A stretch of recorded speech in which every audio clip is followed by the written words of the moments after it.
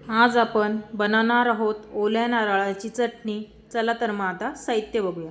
त्यासाठी मी इथे ओलं खोबरं घेतलेलं आहे, कोथिंबीर घेतलेली आहे, हिरव्या मिरच्या, साखर, चवीनुसार मीठ आणि लिंबू घेतलेला आहे। चला तर आपण आता ते मिक्सरला काढून घेऊ। मिक्सरच्या भांड्यामध्ये मी खोबरं टाकून घेते, त्यामध्ये हिरव्या मिरच्या, साखर, कोथिंबीर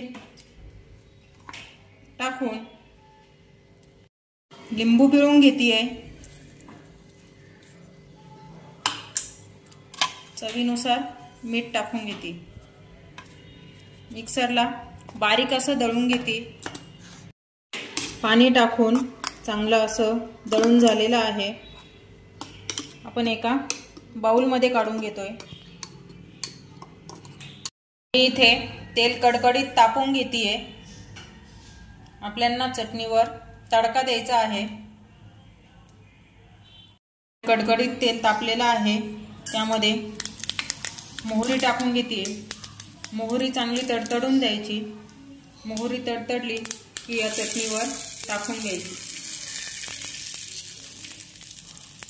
चांगलं मिक्स करून घ्यायचं।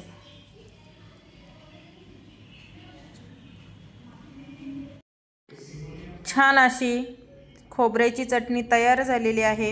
ही चटणी तुम्ही इडली सोबत, आप्प्यांसोबत खाऊ शकता।